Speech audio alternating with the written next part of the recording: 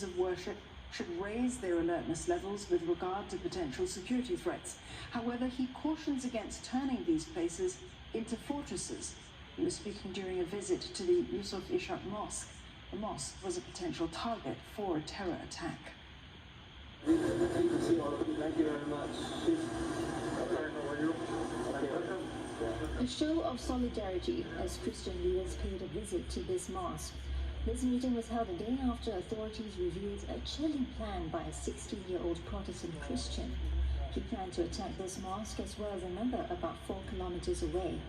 And while places of worship are urged to watch out for security threats, authorities say there's no need to amp up measures just yet, as there are plans in place to respond swiftly to crisis. If we started turning places of worship into fortresses, how welcoming is that going to be? And is it really going to be effective anyway? I think we have to have a sense of balance here.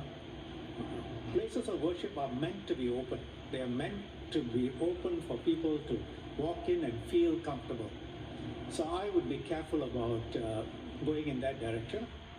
Mr. Sharma then revealed that since 2015, 53 people have been detained or issued with restriction orders under the Internal Security Act.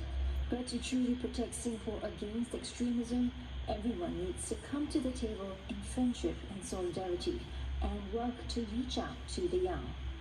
This is indeed a wake-up call for us as a community, not just the Christian community, but together as a nation, how we can help our young people and guide them and mentor them in the right way. And all of us know that the accessibility to the media has a very damaging influence.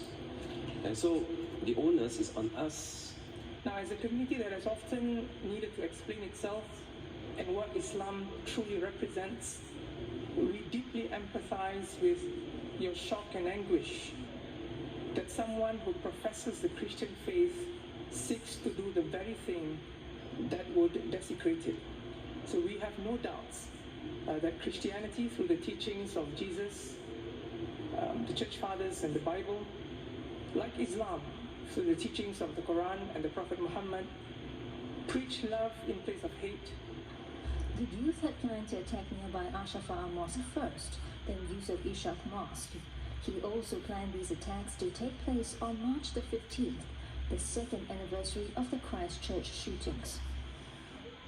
Mr. Shanmugam says the boy is being detained without trial and will not appear in open court. He explains a trial carries a risk of the 16-year-old saying things that will deepen religious divides. It will also allow for the arguments that the boy did not carry out the attacks he planned. If you went through the criminal process and the question is what has he actually done? And then it will be argued that, well, he hasn't done anything. And in many countries, that's part of the issue. Then you've got to wait for them to do something. Often that's too late. We have taken a different route from many countries in using the Internal Security Act for these sorts of areas. And I think if you look at the record over the last 50 plus years, I think our path, you can see where we are today in terms of racial harmony, in terms of religious harmony, and you compare it against the record of any other country. So it's not the theory, it's a practice. However, Mr. Shanmugam says the boy will have access to legal representation. He will get a hearing within the rubric of the Internal Security Act, and he will have a lawyer, and his position will be put across. His parents are fully involved. Mr. Shanmugam added there is considerable hope the boy can turn over a new leaf, and his age will be a factor in designing his rehabilitation program. Authorities say he was fascinated with violent materials, but his parents were not aware of it. A psychologist thinks it will help if there are frequent conversations to find out how youths view certain topics, even if it's seemingly harmless content like movies. And sit down with them and just ask them, what do you think about this? What do you think about that? See what they have to say about it, right? Sure, it might lead to just a fun conversation, but it can also, be quite illuminating if, let's say, there was any very specific beliefs that might Education Ministry says school counsellors have been attending workshops on terrorism and radicalisation since 2016.